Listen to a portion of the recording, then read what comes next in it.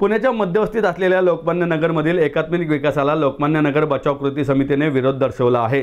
हा एकात्मिक विकास बिल्डर, स्थानिक आमदार, अधिकाऱ्यांच्या संगनमताने होत असून यामुळे रहिवाशांचं नुकसान होतंय। त्यामुळे आम्हाला आमचा विकास आमच्या पद्धतीने करून द्या अशी मागणी कृती समितीच्या वतीने करण्यात आली आहे। स्थानिक आमदार हेमंत रासने यांच्या एका पत्रावर येथील पुनर्विकासाला स्थगिती मिळाली आहे। वास्तविक इथे एकात्मिक पुनर्विकास होऊ शकत नाही असं 2022चा शासन निर्णय सांगतो। असं असताना इथं एकात्मिक विकासाचा घाट स्थानिक आमदार एका बांधकाम व्यावसायिकासाठी घालत आहेत असा आरोप कृती समितीचे अध्यक्ष गणेश सातपुते यांनी पत्रकारांशी बोलताना केलाय। पुण्याच्या मध्यवर्ती भागात असलेल्या म्हाडाच्या लोकमान्य नगर वसाहतीत सध्या प्रचंड असंतोष उसळला आहे। 57 इमारती आणि 803 घरांची ही सुशिक्षित वसाहत गेली काही वर्ष पुनर्विकासाच्या प्रक्रियेत होती। शासनाच्या 2022च्या निर्णयानुसार प्रत्येक सोसायटीला स्वतंत्रपणे विकसक नेमण्याचा अधिकार आहे। अनेक सोसायट्यांनी कायदेशीर प्रक्रिया पूर्ण करून विकसक नेमले आणि काहींची कामं अंतिम टप्प्यात आली असताना अचानक स्थानिक आमदार हेमंत रासने यांनी मुख्यमंत्र्यांना पत्र लिहून सर्व पुनर्विकास प्रक्रिया थांबवली। नागरिकांच्या मते यामागे SK बिल्डर या विकासकाचे मोठे संगनमत आहे। म्हाडा अधिकाऱ्यांच्या आणि काही मोजक्या व्यक्तींच्या मदतीने या बिल्डरने संपूर्ण 16.5 एकर भूखंड एकाच प्रकल्पात घेण्याचा डाव रचला।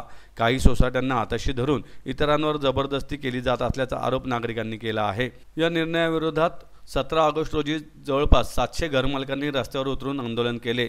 घर आमचं हक्क आमचा अशा घोषणा देत नागरिकांनी आमदार, म्हाडा अधिकारी आणि बिल्डर यांच्या संगनमताचा निषेध केला। नागरिकांनी मुख्यमंत्री, उपमुख्यमंत्री, म्हाडा उपाध्यक्ष यांना निवेदने दिली। तसेच पंतप्रधानांनाही ईमेलद्वारे स्थगिती उठवण्याची विनंती केली आहे। लोकमान्य नगर बचाव कृती समितीच्या माध्यमातून 500हून अधिक नागरिकांनी एकत्रित पुनर्विकासाला विरोध दर्शवला असून कोर्टात जाण्याची तयारी दर्शवली आहे। आम्ही म्हाडाचे गुलाम नाही, आमचं घर आमचा हक्क आणि आमचा विकसक आम्हीच ठरवणार। पुणे म्हाडाच्या अधिकाऱ्यांनी आणि राजकीय दबावाखाली काम करणाऱ्या बिल्डरांनी केलेल्या या अन्यायामुळे संपूर्ण वसाहतीत असंतोषाचे वातावरण आहे।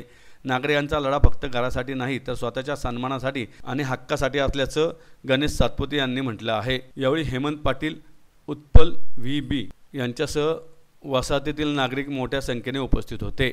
सुरुवातीपासून याच्यामध्ये वंदना चव्हाण यांनी पाठिंब्याचं पत्र दिलेलं आहे। वंदना चव्हाण आमच्या कृती समितीच्या सर्व मंडळींना बोललेले आहेत, तुम्हाला जर मुख्यमंत्र्यांना भेटायचे पाहिजे असेल वेळ तर मी तुमच्यासाठी प्रयत्न करते आणि ह्या आंदोलनामध्ये मी तुमच्याबरोबर व्यक्तिगत बरोबर आहे आणि माझा तुम्हाला पाठिंबाचं पत्र वंदना चव्हाणांनी दिलेलं आहे। सेम पत्र अंकुश काकड्यांनी दिलेलं आहे। सेम पत्र रवी धनगेकरांनी दिलेलं आहे। रवी धनगेकरांनी तर बोलले की लोकमान्य नगरच्या विषयामध्ये मी तुमच्या बरोबर राहणार आहे। रवी धनगेकरांनी आमच्या समितीच्या सर्व मंडळींना आपले जे DCM आहेत एकनाथ शिंदे की खरं वास्तविक पाहता गृहनिर्माण खातं त्यांच्याकडे आहे, त्यांची गाठ घालून दिलेली आहे। आमचं मत असं आहे त्यांना खरंच काय करायचं असेल तर आम्हाला त्यांनी त्यांच्याकडनं न्याय मिळवून दिला पाहिजे। वास्तविक पाहता हे प्रकरण बऱ्यापैकी सुटत आलेला आहे, पण आता अंतिम टप्प्यात आहे। हा जो काय नवीन आलेला आहे 6च्या सेक्टरचा, याला आम्ही विरोध ह्याच्याकरता करतोय की 6चा सेक्टर करणं हे अशक्य आहे। तिथं तुम्हाला मी सांगतो की पोस्ट ऑफिस आहे, तिथं 50-51 नंबरची बिल्डिंग जी आहे ती ऑलरेडी रिडेव्हलप झालेली आहे 10 वर्षापूर्वी। ते म्हणतात आम्हाला रिडेव्हलपमेंट मध्ये यायचं नाहीये। त्याच्यामध्ये 31-32 नंबरची बिल्डिंग आहे ती ऑलरेडी ताबा द्यायच्या प्रोसेसमध्ये आहे, ते नियमानुसार आहे। त्याच्यामध्ये 3 बिल्डिंग अशा आहेत, बरोबर आहे, की त्याच्यामध्ये 52, 53 आणि एक बंगलो आहे तिथं, बरोबर आहे।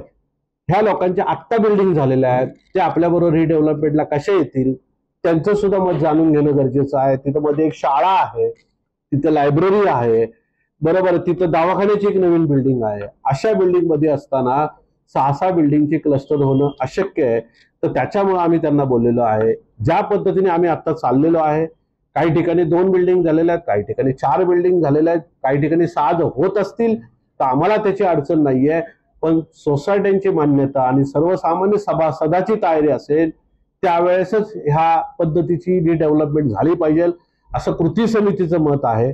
आणि ह्याच्यामध्ये म्हाडानी आणि मुख्यमंत्र्यांनी ह्याच्यामध्ये हस्तक्षेप करून, त्याच्यामध्ये जयस्वाल पण आहेत आणि त्याच्यामध्ये CM पण आहेत, यांनी आमचा विषय नीट समजून घेतला पाहिजे आणि ह्याच्यामध्ये हे तातडीने आम्हाला जी आता कामं आम्ही सुरू केलेली आहेत त्या कामाला पूर्ततेसाठी प्रयत्न करून हे सगळं, आता याला मी स्थगिती असं म्हणणार नाही, कारण त्याच्यामध्ये जो त्यांचा आता बोलले ना की 2025चा जो त्यांचं धोरण आहे गृहनिर्माणासाठीचे धोरण आहे, त्या धोरणामध्ये पिक्चर क्लिअर होत नाहीये नेमकं म्हाडाला काय करायचंय. त्याच्यामुळे आम्ही आमच्या पद्धतीत चाललेले 2022च्या GR नुसार त्या पद्धतीने आम्हाला जाऊ दे एवढंच मत आहे. आणि ही जे बाकीची सगळी लोकप्रतिनिधी आहेत ते आमच्याबरोबर आहेतच, पण त्याच्यामध्ये CM साहेब आणि जयस्वाल VP जयस्वाल त्यांनी आम्हाला ह्याच्यामध्ये मदत करावी आणि हा आमचा प्रश्न जो आहे तो लवकरात लवकर सोडवावा. बिल्डिंग पडण्याची वाट बघू नये एवढंच आम्हाला वाटतं. आणि जी लोक आता बरीचशीच लोक बाहेर गेलेली आहेत, घरं सोडलेली आहेत, त्यांना परत लोकमान्य नगरमध्ये यायचंय, त्यांच्या नवीन घरामध्ये यायचंय. जी आता तुम्ही लोकमान्य नगरला जी घरघर लावलेली आहे ती घरघर कृपा करून थांबवा आणि आम्हाला नवीन घरं मिळू द्या, एवढ्याच शासनाकडनं आणि मुख्यमंत्र्यांकडनं आमच्या अपेक्षा आहे.